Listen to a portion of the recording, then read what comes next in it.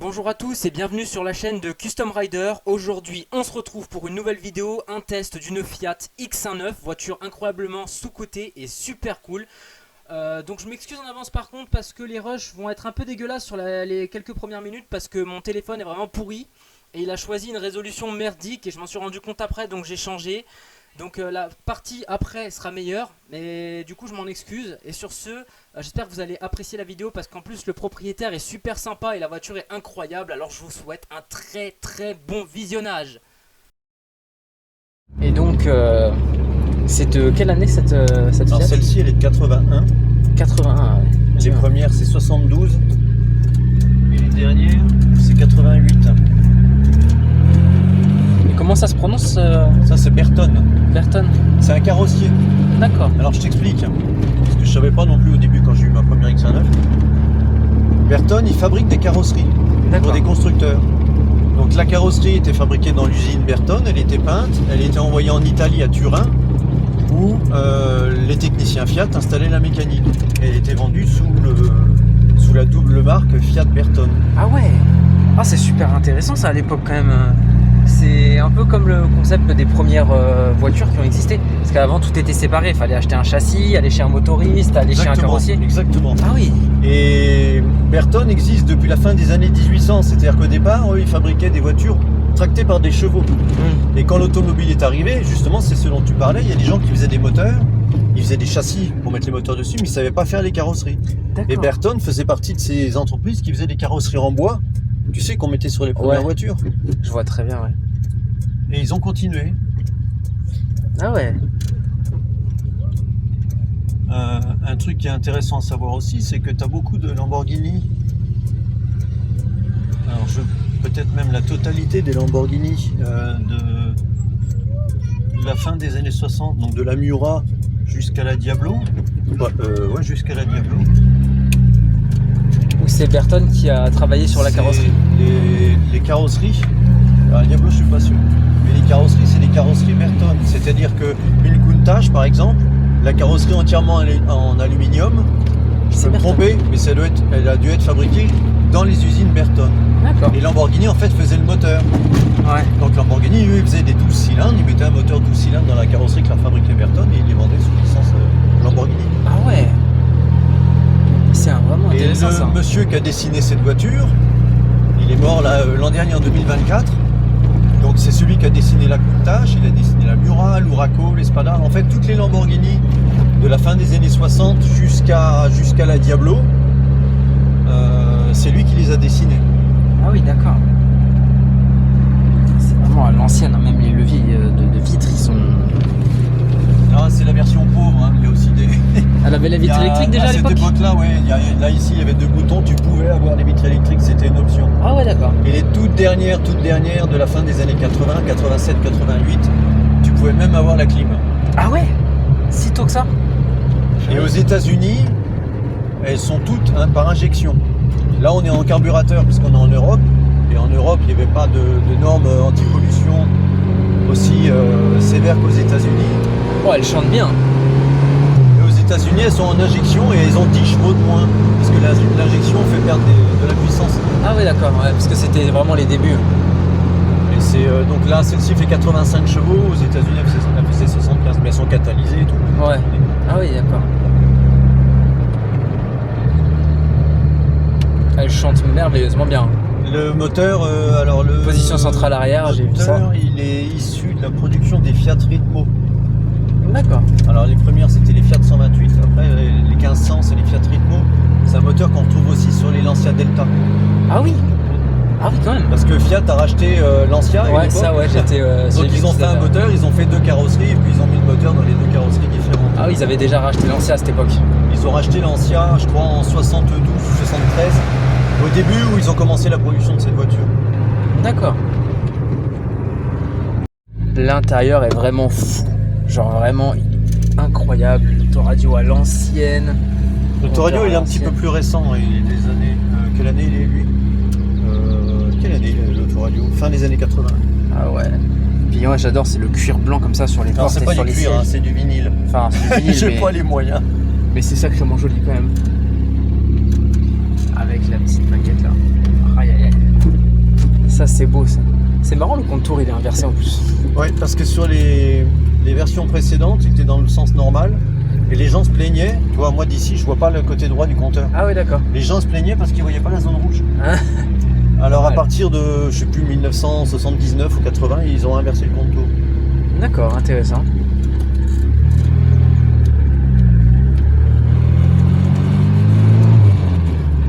C'est en 72, 73, 74, ils ont commencé à développer l'X9 dans un modèle de compétition pour faire des courses de côte. C'était une voiture, alors il y en a eu, je sais plus, 3 ou 5, je crois, l'X9 Prototypo, conduite par Bernard Darniche. Je ne sais pas si tu connais ce monsieur, Bernard Darniche, c'était un grand pilote de l'époque, grand pilote de rallye. Et ils n'ont pas développé plus loin que ça parce que la voiture était prometteuse. Le problème, c'est que comme Fiat a racheté Lancia, chez Lancia, la même année que la sortie de l'X9, il y avait la Lancia Stratos. Ah oui, ça oui, la Stratos. La Lancia Stratos remportait plein de... Ouais, elle gagnait pas mal. Prix, en course de côte. Les Fiat ne voulaient pas se concurrencer eux-mêmes. C'était con de faire une Fiat de compétition alors qu'ils avaient déjà une Lancia. Ouais, effectivement. Donc, ils n'ont pas développé plus que ça. Surtout que la Lancia Stratos, c'est déjà très monstrueux. Bah, c'est un moteur Ferrari 6 cylindres. Ouais. C'est pas ça. En position centrale arrière aussi. Ouais. Et c'est aussi Gandini, donc c'est aussi celui qui a dessiné la Lancia Stratos. C'est aussi celui qui a dessiné l'X9. Si tu regardes des dessins, des photos d'X9 et de Lancia Stratos, tu vas dire c'est bizarre. Il y a des ressemblances, ouais. C'est vrai que Stratos, elle est très ronde et l'X9 elle est plutôt très carrée. Oui, mais c'est vrai que sur les deux, il y a quand même une ressemblance. L'architecture du châssis, elles sont très proches. La position du moteur, les trains roulants, etc. C'est très proche. Oui, c'est l'impression que j'ai eue aussi. Même au niveau des phares, c'est le même principe, c'est les pop-up. Alors l'X9 aussi, ce qu'il faut savoir, c'est qu'elle n'aurait jamais dû exister. Parce qu'au départ, à la fin des années 60, Fiat ne produisait que des voitures avec le moteur tout à l'arrière, c'est-à-dire le moteur carrément au bout, ouais. Tu vois, carrément dans le en sac à dos, ouais. Comme les Fiat 500. Ouais, je vois très bien, ouais. En sac à dos. Que ça. Et puis à la fin des années 60, ils ont dit nos voitures elles sont dangereuses, on va changer, on va faire des voitures avec des moteurs transversales à l'avant, en avant des roues avant. Et il y a un projet qui a été établi, c'est le projet X11 qui a donné naissance à la Fiat 128. D'accord. Et dans les Fiat 128, il y a le modèle 2 portes, il y a 4 portes, il y a coffre, il y a haillon, il y a plein de trucs. Ils leur manquait le modèle cabriolet. Et ils ont demandé à Bertone déjà de leur dessiner un modèle de Fiat 128 cabriolet. Ah oui. Donc une voiture avec un moteur transversal avant. Et chez Bertone, on ne voyait pas les choses comme ça. Bertone avait réfléchi que si il proposait à Fiat une voiture, c'est-à-dire que le moteur, au lieu de mettre en avant des roues avant, il mettait en avant des roues arrière, donc le moteur de là, il passait derrière. Ça faisait une petite sportive pas chère. Et en plus, ils savaient que Fiat ne pourrait pas fabriquer cette carrosserie, donc ça leur ferait du boulot chez Bertone. Donc ils ont présenté le projet chez Fiat. Fiat a refusé pendant plusieurs années. Et le jour où Bertone a dû présenter la Fiat 128 cabriolet, ils ont présenté le premier prototype de celle-ci en même temps. Et ce jour-là, il y a le patron de chez Fiat qui est passé voir la présentation et il a dit non, la Fiat 128 j'en veux pas. Il dit vous allez produire celle-ci, X19, le projet X19, vous allez le produire tel qu'il est là, vous changez rien, on produit cette voiture-là. Et ils ont eu raison parce que franchement elle est très réussie. Et elle est très belle. Elle est incroyable, elle est très belle. Le moteur il ronronne comme pas possible, il demande que ça. Et franchement, la conception est géniale. Le moteur est donc juste là, derrière nous, actuellement.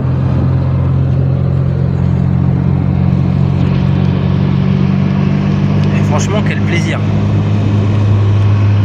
Et d'ailleurs, je remarque une chose, c'est qu'il y a un rétroviseur côté conducteur, mais il n'y en a pas côté passager. Non, parce que c'était pas... À l'époque, c'était pas obligatoire. C'est une option. C'est toujours pas obligatoire. Dans une voiture, ce qui est obligatoire, c'est d'avoir 2 rétroviseurs. Si tu n'en as pas un central, tu es obligé d'en avoir un de chaque côté. D'accord. C'est des options, maintenant on a sur toutes les voitures. Ça n'a pas toujours été comme ça. Ouais, c'est sûr. L'autre chose moi que j'ai beaucoup aimé dans cette voiture au début où je l'ai vue, c'est ça, justement le fait que ce soit que découvrable. Ouais. L'hiver, je mets le chauffage à fond, au mois de décembre, je mets le chauffage à fond et j'ai pas froid.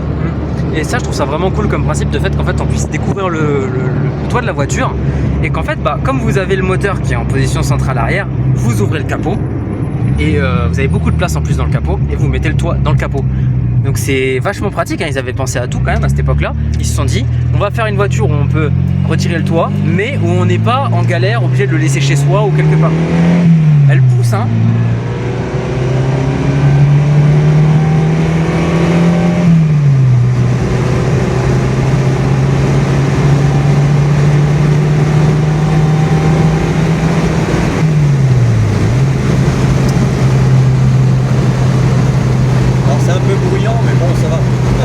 C'est bruyant, mais c'est ça qu'on aime.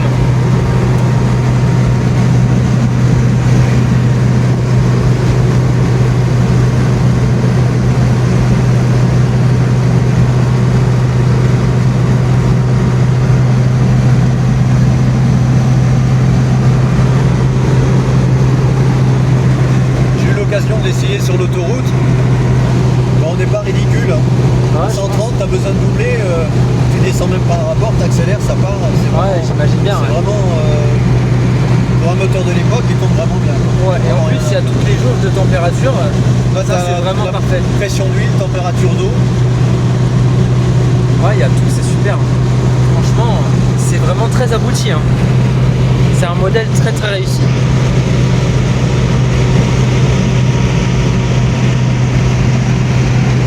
Particularité aussi, sur les voitures aujourd'hui, quand tu allumes tes phares, ça allume ton tableau de bord. Ouais. Sur celle-ci, non. L'allumage du tableau de bord, c'est manuel. Ah oui, d'accord, c'est manuel pour allumer le tableau de bord. Bon, il y en a un deuxième parce que je l'ai mis pour boucher le trou. Et toi, tu mets pas fort ou fort? Ah ouais. C'est toi qui le mets en manuel. C'est sacrément bien pensé quand même. C'est vraiment impressionnant. Et l'éclairage des boutons, tous les boutons là, c'est par fibre optique. Ah ouais. T'as une ampoule derrière la console, et ça allume tous les boutons. Là on voit pas parce qu'il fait jour, et tes boutons ils sont allumés en permanence. Ah ouais. C'est la fibre optique. Ah, c'est impressionnant ça. Chez Fiat, il y avait ça à l'époque. Ah, ils étaient en avance, c'est-à-dire que la fibre optique que nous on a dans notre box aujourd'hui, on a l'impression d'être dans le futur. Mais en 1981, quand Fiat avait vraiment le fleuron de l'industrie. Même dans les années 70, ça sont tout comme ça. En 70 déjà, ils investissaient les gens. Fiat, ils étaient très en avance à l'époque. Ils étaient vraiment dans le top du top de ce qui se faisait. Fiat, c'est toujours. C'est un grand groupe. Maintenant, ils font partie de Stellantis. Ouais. Maintenant, c'est plus vraiment ce que c'était, mais à l'époque, c'était vraiment, ça a super bien marché pendant très longtemps, Fiat. C'était comme décrit dans la vidéo de Sylvain Live, c'était un géant vraiment incroyable qui a fabriqué absolument tout et n'importe quoi. Et pour allumer les phares, c'est là-bas. Et vous avez donc les pop-up qui sortent et qui rentrent. Et ça, je trouve ça vraiment incroyable. Manquerait plus qu'on puisse lui faire un clin d'œil et ce serait parfait. Ça, c'est pas fait. Pas encore. Hein.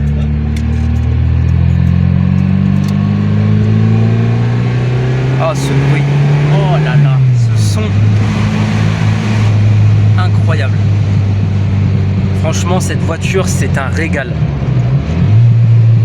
Et aujourd'hui, ça se vend à peu près autour de combien, une voiture comme ça? C'est difficile à dire, mais on peut raisonnablement, il faut compter pour un modèle en bon état, avec pas trop de travaux à faire dessus, il faut compter 10 000 €. Ouais. La cote est quand même pas mal, mais ça n'a pas encore trop explosé non plus. C'est des voitures qui n'ont jamais eu une cote énorme, parce que déjà elles sont pas très connues. Oui, c'est vrai que c'est pas très connu comme modèle. C'est des voitures, il y a des gens qui sont vite dégoûtés, c'est des voitures qui sont complexes à dépanner, à garder en bon état. C'est des voitures qui ont tendance à surchauffer assez facilement aussi. Et ce qui fait que ça rebute beaucoup de gens. Ouais, j'imagine bien, ouais. C'est vrai que ça a un esprit un peu compétitif quand même, donc forcément. Puis comme c'est à carburateur, il faut les régler, il faut les entretenir, etc. Donc ça demande effectivement pas mal de temps. Ce qui est vraiment sensible sur ces voitures, c'est tout ce qui est faisceau électrique, parce que ça vieillit mal. La corrosion, il faut faire très attention. C'est des carrosseries des années 80, ouais. Avec des tôles qui n'étaient pas de bonne qualité, un traitement anti-corrosion qui n'était pas efficace. Il faut vraiment surveiller la corrosion. Et puis être très attentif au bon état du circuit de refroidissement. Oui. Parce que ça, c'est aussi un gros souci. Si jamais c'est pas en bon état, ça crée plein de problèmes moteurs, ça veut créer carrément des arrêts moteurs. Le moteur s'arrête, il faut attendre une demi-heure que le moteur refroidisse. Ah ouais, c'est pas drôle. Non, pas trop. Ah non, j'imagine bien. Donc il y a des choses à laquelle il faut faire attention. Puis on peut apporter 2-3 petites modifs qui existent, qui permettent de faciliter le refroidissement. Ah ouais, comme quoi? Changer la sonde qu'il y a sur le radiateur devant, de façon à ce que le ventilateur se mette en route plus facilement. Il faut faire attention à un certain réglage dans la pompe à eau. Il faut faire attention au liquide de refroidissement que l'on met, que ce soit le bon, parce que j'imagine qu'on peut mettre n'importe lequel. Soit catégorie 1 ou catégorie 3, il y a des choses, voilà, il y a des erreurs à pas faire. D'accord, ouais, effectivement.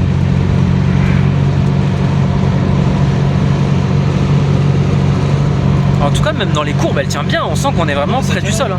Ça a beau. Il n'y a pas d'ABS, pas de SP, rien.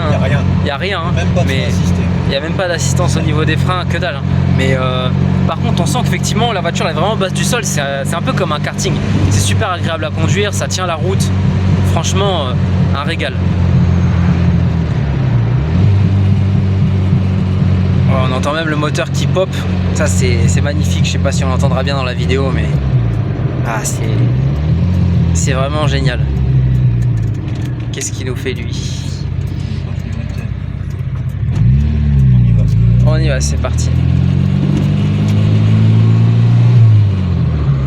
Et en plus, elle doit être quand même sacrément légère, la voiture. Bah, pas tant que ça, ça fait 900 kg. Ouais, ça va, hein, franchement. Alors c'est pour donner une idée, comme c'est un moteur de Fiat Ritmo, la Fiat Ritmo c'est une petite citadine. C'est une citadine, ouais. 4 places avec un haillon. Bah, le modèle donc de la Fiat Ritmo fait aussi 900 kg. D'accord. Alors on s'attend à ce qu'elle soit plus légère. Mais au final, pas tant. Ça s'explique par deux choses. Il y a deux choses. Premièrement, c'est un moteur central, donc il a fallu rajouter un renfort derrière pour éviter que la carrosserie se voile. Et l'autre raison, c'est que cette voiture devait correspondre à des normes de sécurité crash test américaines qui étaient assez sévères à l'époque. Et il a fallu rajouter des renforts dans l'habitacle. Donc là, on a 3 longerons, par exemple, on a un longeron ici. Ah oui, d'accord. L'arceau de sécurité, ça rajoute du poids aussi. L'arceau est censé résister à un retournement à 110 km/h. Ah ouais, donc ça rigolait pas. Hein. Comme ça, là on a les pare-chocs américains. Aux États-Unis, ces gros pare-chocs. Ouais, ils sont très gros, ouais, j'ai vu. Ouais. Ils sont montés sur des vérins pneumatiques et c'est censé amortir jusqu'à 45 km/h. Ah, ça je savais pas du tout. Ces pare-chocs ils sont très lourds, donc ce qui fait que c'est plein de petites choses comme ça qui ont été rajoutées qui font qu'au final ça lui prend du poids pour si peu. Ouais. Enfin bon, en roulant ça se sent pas vraiment. Ouais. C'est pas pour autant que ça retire le plaisir de la conduire, ça c'est sûr.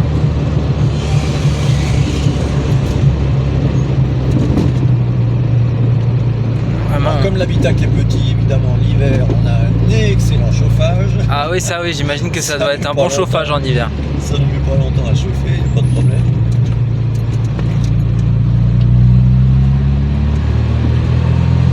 Il y en a eu 163 750 de produites.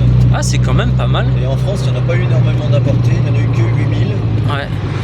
Alors je sais pas trop pourquoi, mais ça intéressait peut-être pas trop le marché. Il l'a pas mal concurrencé. En France, la Matra Bagheera avait beaucoup plus une image de véhicule sportif que Fiat. Que Fiat, c'était un peu plus. Fiat a toujours eu un esprit un peu plus, comment je dirais, populaire que sportif. Et ce bouton-là, c'est quoi? Du coup, ça, c'est un petit rajout personnel. Ça, c'est en cas de sécurité, c'est pour enclencher le ventilateur. Ah ouais, c'est intéressant ça. Comme ça, si le capteur déconne, si au moins. J'avais un doute sur le capteur. Au moins, ah ouais, c'est super intelligent ça par contre. C'est vraiment une sécurité qui est pas déconnante sur une voiture comme ça. Parce que dans le cas où effectivement ça peut arriver. Comme tu as pu le remarquer, il est ajouré. Normalement, c'est pas comme ça. Normalement, c'est fermé. Ah ouais. On voit pas le moteur.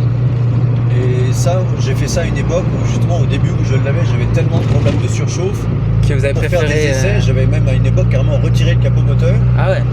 Pour voir, pour faire des essais et comprendre ce qui se passait. Et puis j'ai trouvé que c'était dommage de cacher le moteur, donc je n'ai pas tout remis. D'accord. Donc j'aime bien comme ça. Et puis comme de toute façon je la fais pas rouler quand il pleut, ça va bien comme ça. Ouais, c'est parfait. J'aime bien voir le moteur. C'est vrai que c'est super chouette de voir les moteurs à l'ancienne en plus, parce qu'il n'y avait pas plein de caches plastiques de partout, pas de câblage dans tous les sens. C'est vraiment des beaux moteurs quoi. Ah franchement, elle est vraiment super. C'est exceptionnel comme voiture.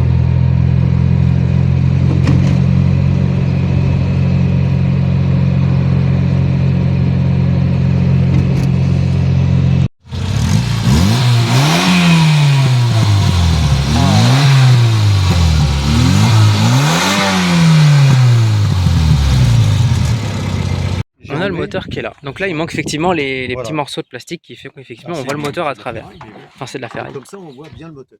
Comme ça, il respire bien. Ouais. Ah, les trucs intéressants. Le carburateur est là-dessous. Ouais, ça, c'est le filtre à air. Là, il y a un ventilateur Un ventilateur là-bas. pour refroidir le carburateur. Ça, c'est pas con, du coup. Mais quand la voiture est à l'arrêt. Ah ouais, Pourquoi bah oui, pour éviter qu'avec la chaleur qui va s'accumuler, C'est ça. ça... Parce que le radiateur est très bas. Il y a 12 litres de liquide de refroidissement là-dedans. Et quand la voiture est à l'arrêt, toute la chaleur remonte dans le tube logique. d'admission, ça chauffe le carburateur et on ne peut plus démarrer. Ah oui, je connais Donc ça. il y a une sonde qui est sur la base du carburateur. Quand il est trop chaud, ce ventilateur se met en route. Tu vois, il y a une petite cloison. Mm. Donc, quand on ferme, en fait, le ventilateur, il aspire l'air là sur le côté, Ah l'air ouais. qui est de l'extérieur, et ça l'envoie sur le carburateur et ça le fait refroidir. Mais c'est sacrément bien pensé. Hein. Et ça évite justement de se retrouver à ce qui arrive des fois, d'avoir ce qu'on appelle le vapor lock. C'est-à-dire que l'essence et le carburateur, c'est tellement chaud que ça ne s'enflamme plus, ça démarre plus. Ah oui, d'accord. Donc Fiat a rajouté ça. Les premiers n'en avaient pas. Et quand ils se sont rendus compte du problème, ils ont rajouté ce petit gadget qui est absolument indispensable. Ah oui, effectivement, c'est super bien pensé. Donc le réservoir est là. Donc il est dans deux cloisons. Il est derrière le siège, Ah ouais. siège conducteur. Ah, il ils est à l'ont la vraiment mis, verticale. Là, on a un coffre à l'arrière. Ah oui. Petit coffre, hein, Ouais, avec le clic nécessaire.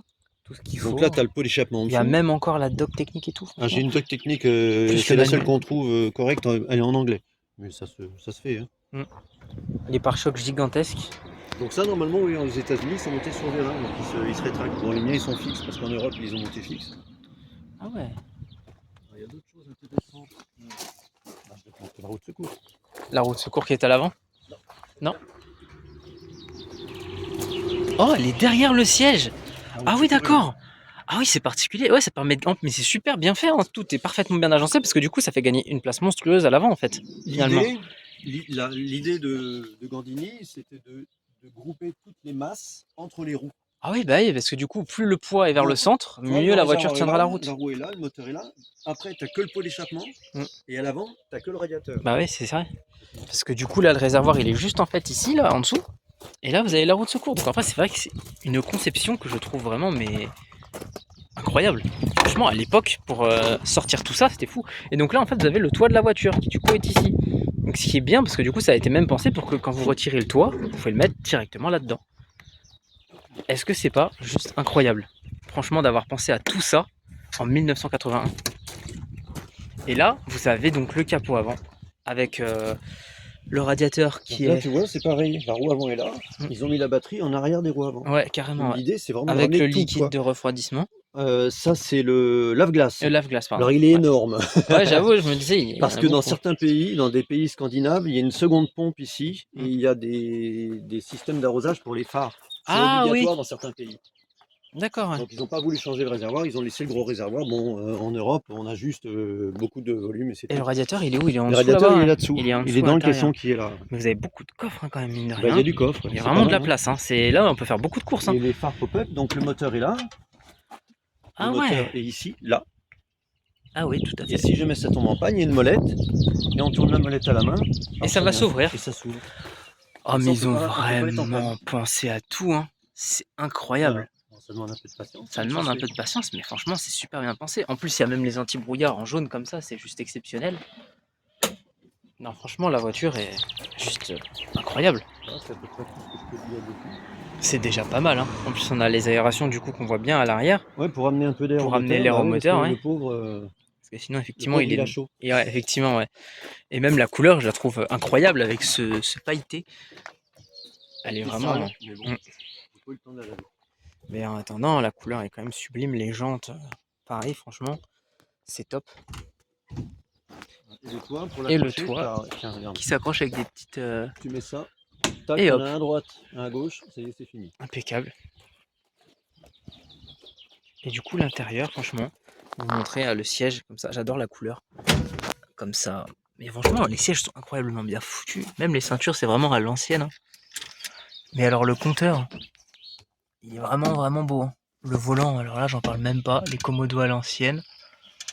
Franchement, une vraie pépite Il y a cette une chose voiture. que beaucoup de gens n'aiment pas, ou n'aimaient pas, c'est le levier de vitesse. Oui, parce que c'est. Il est très long, Mm. et puis il a une forme particulière. Oui, c'est vrai que c'est une forme un peu spéciale. Et- Au lieu que ce soit sur le dessus du pommeau, c'est vers l'arrière.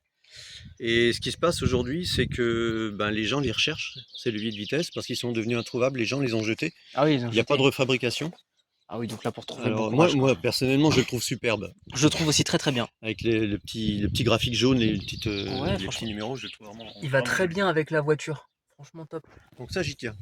Et en plus, ça fait un Limite. petit rappel au 5 Speed qui est écrit derrière, justement, avec le logo X19, qui a été indiqué que la Ah oui, voiture ça, avait 5 vitesses. C'est ça, parce qu'en 1980 même, C'était principalement des boîtes c'était 4. 1978 la première, 1500, et avoir une boîte 5 vitesses en 78, c'était du luxe. Ouais. La plupart des voitures avaient 4 vitesses. Et là, en plus, il y a une antenne, du coup, qui se déplie. Alors j'ai la radio, enfin j'ai l'autoradio, j'ai l'antenne, mais j'ai pas d'enceinte, j'en ai pas mis, j'ai pas voulu te faire de trous. Ouais, Et j'imagine. c'est pas raccordé. C'est vrai que j'aurais pas eu trop envie de faire des trous là-dedans non plus, honnêtement. Même Vu si la je viens de- couleur, à quel je point préfère c'est entendre beau. le bruit du moteur plutôt que le bruit Puis, de- effectivement, c'est ça, c'est qu'on a déjà une très belle sono ici, qui est exceptionnelle.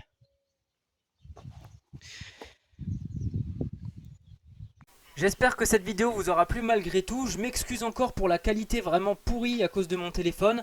Et donc voici pour cette Fiat X19 que j'ai trouvé vraiment incroyable. J'espère vraiment que vous avez apprécié. Moi en tout cas j'ai beaucoup aimé être à bord de cette voiture. N'hésitez pas à vous abonner. Je vous dis à une prochaine vidéo et ciao!